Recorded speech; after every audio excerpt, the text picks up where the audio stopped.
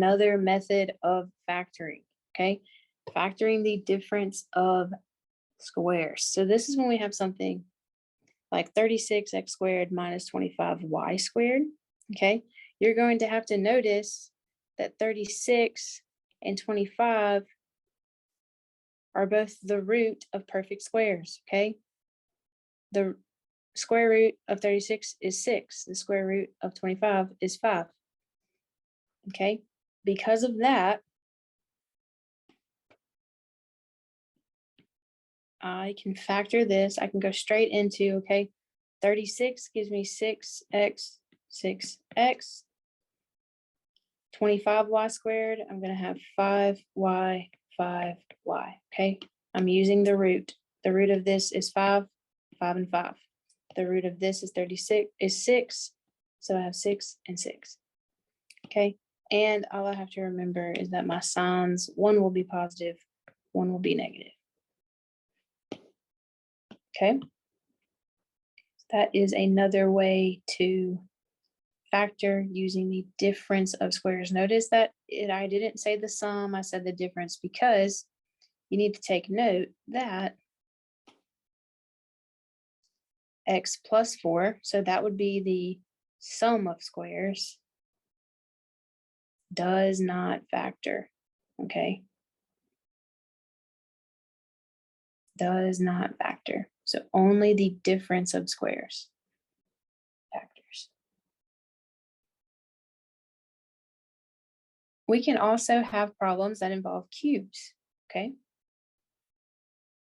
Meaning that you have a cubed term plus a constant, cube term plus a constant, all right? And there is a method to doing these as well, okay? Involving cubes. This is going to give us something that looks like this. These are gonna look a little different, okay? You're gonna start out and you're gonna have this set of parentheses. You're going to take the cubed root of both, okay? So take the cubed root, this is what I mean, of both of these. So the cubed root of x cubed is x. The cubed root of 27 is 3. Okay, and I'm going to leave all my signs blank for right now.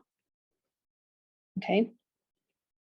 Then you're going to have a little technique here. You're actually going to have 3 terms going on. And you are going to square the first,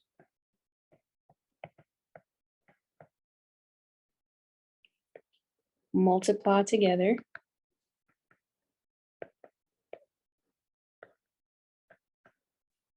and then square the last.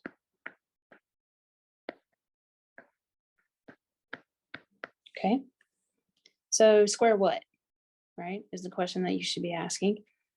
You're going to be working with this guy. Square the first means square x, x squared.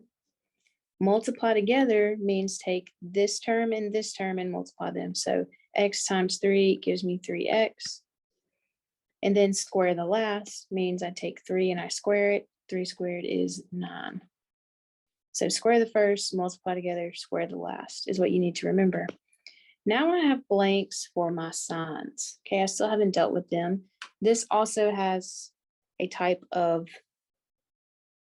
like song to it or method to it. Okay, so you're going to have, it's called SOP, S O P. And this means same. So whatever sign you're given here, you'll do the same. So I'll positive, I'll make it positive. The O stands for opposite. So the opposite of whatever you're given. So it was positive, so I'll put negative. Same, opposite, positive. So this one's always going to be positive. Okay.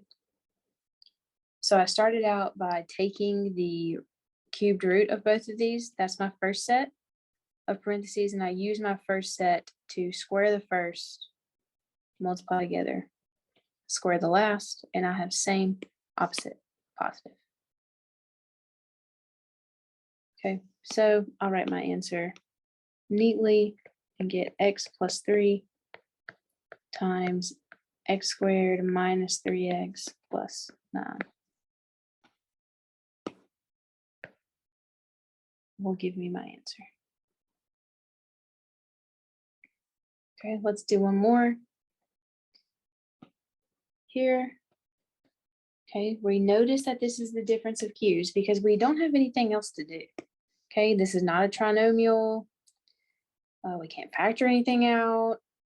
We can't use grouping, certainly not. Okay, so this is our only option. So we need to take the cubed root of 125 x cubed and 8. So the cubed root of 125 is 5, and the cubed root of x is x cubed is x. And then we have the cubed root of 8, which is 2. So then we're going to square the first. We're going to square this guy. That's going to give us 25x squared. We are going to multiply together. So 5x times 2 gives us 10x. Square the last, 2 squared is 4. Okay, now we need to do SOP. So same, opposite, positive. Okay, these were the same. Then I need to do the opposite of whatever I was given. And this one's always going to be positive.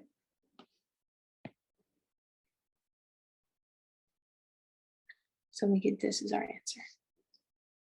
Okay, so this is factoring problems involving cubes. So they're always going to look like something like this.